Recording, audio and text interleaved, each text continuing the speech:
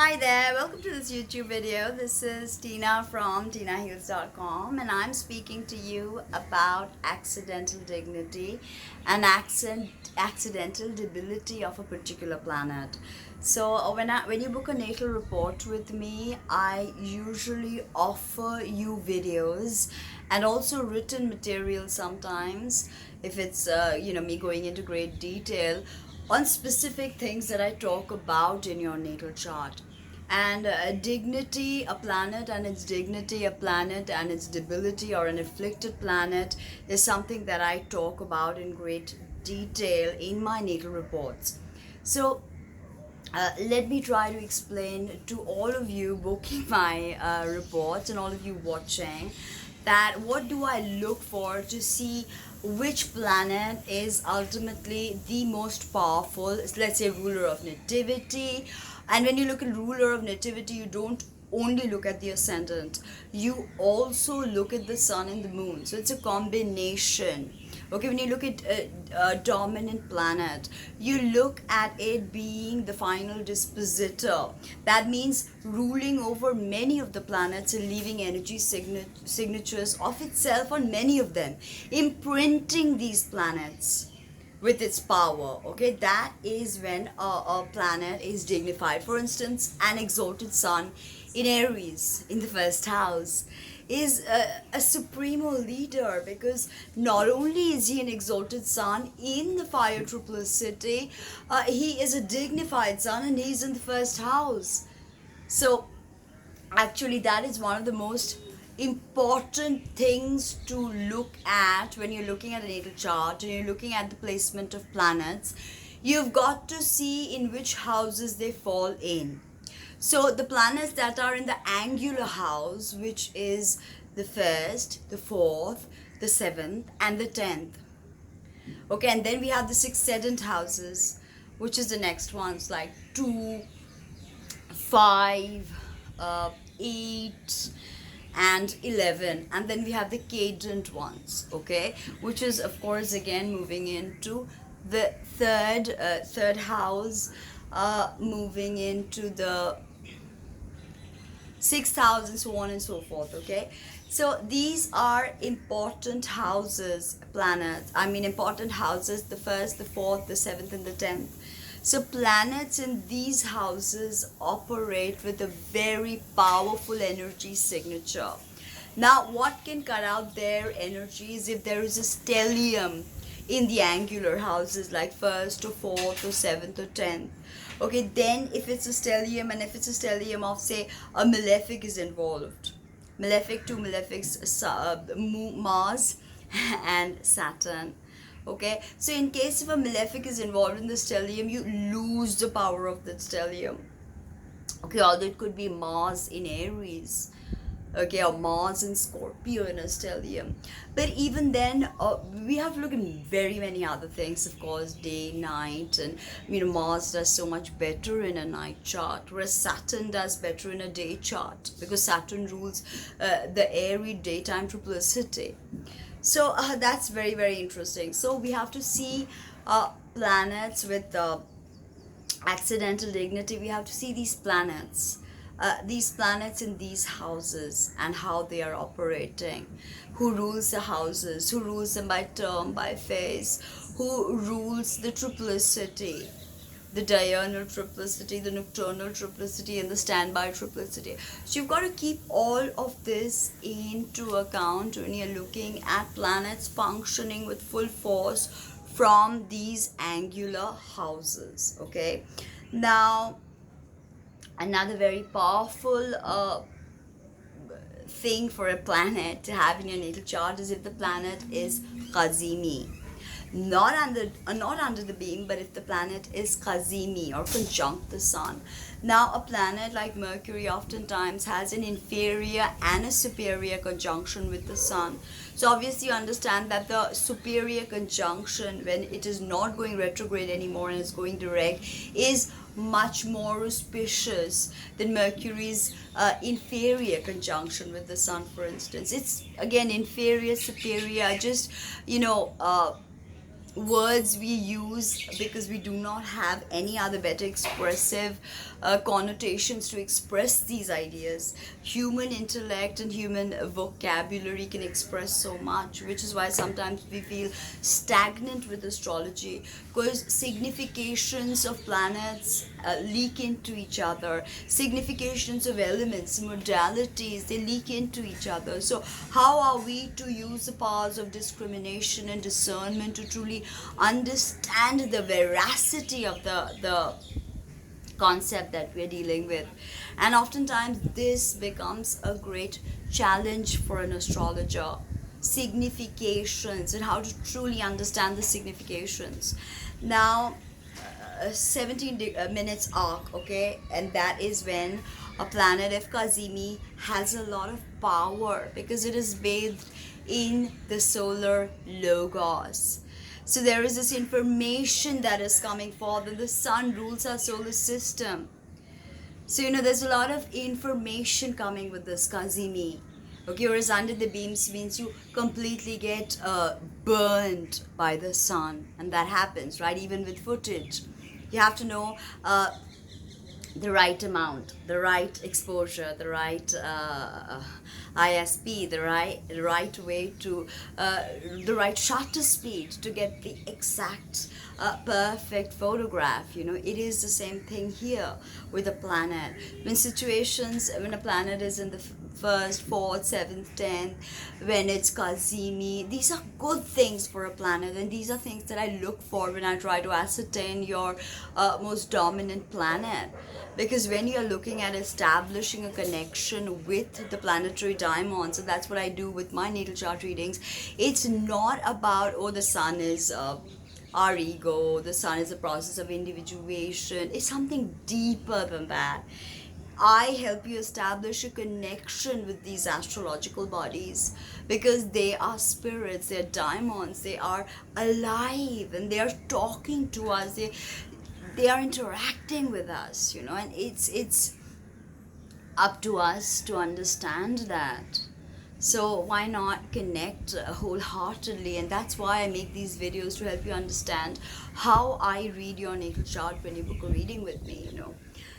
Now, again, a planet, if it is in harmonious aspects to the benefics, like Jupiter or Venus, okay, then it's considered to be powerful and a benefic.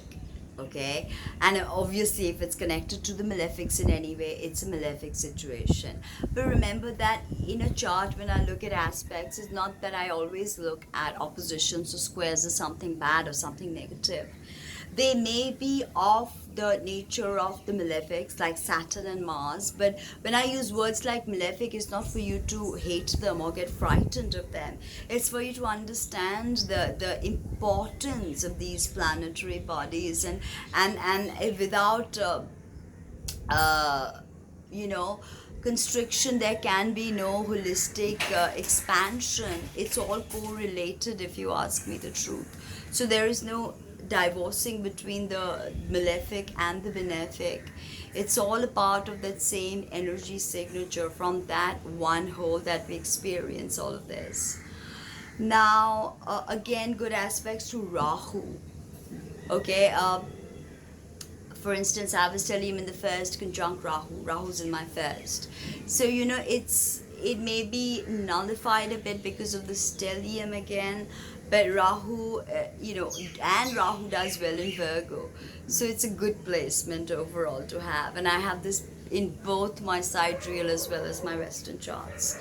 So this is, interesting to see how Rahu actually makes a planet more fortunate. But again, Rahu is subversive.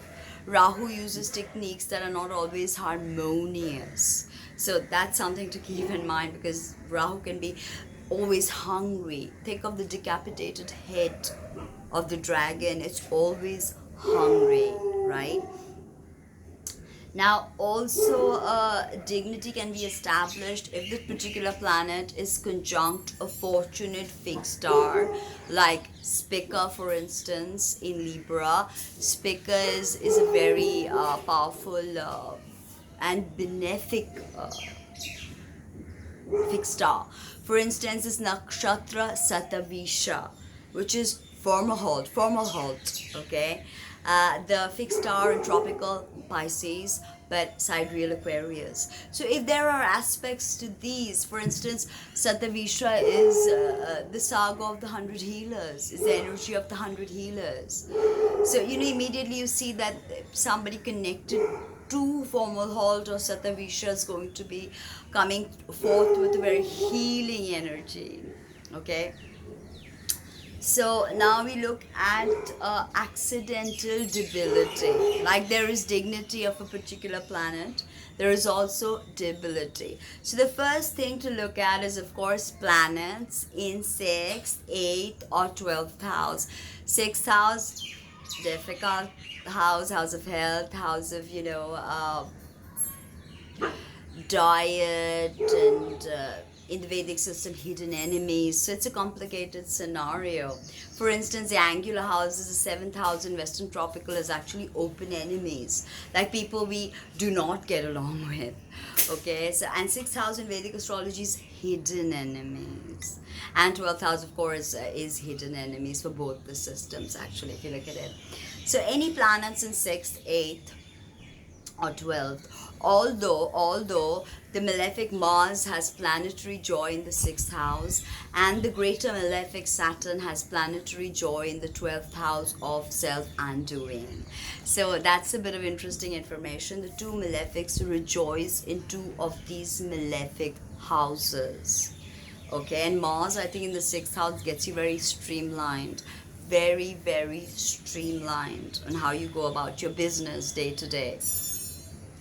Like I told you, Cazimi is fortunate, but under the beams is unfortunate for a planet, because then it's like, for instance, it gets burnt out. Combust is the word. Okay, it gets burnt out. There is no essence left to that particular planetary energy to operate in your zodiacal wheel. So that's something to think of. Now, aspects to Saturn and Mars, I already told you. If that planet is aspected by Mars or Saturn, then that becomes an unfortunate scenario. Not always. Remember, when I say unfortunate, misfortune, I think of the I Ching keyword, that from misfortune comes great fortune. Okay, from unfortunate events comes great fortune. Okay, it's a teaching of in the I Ching. So I think of Mars and Saturn like that they bring you misfortune to give you the best fortune ever, the best fortune you can envisage for yourself. Okay. And also Ketu is something here that I want to add.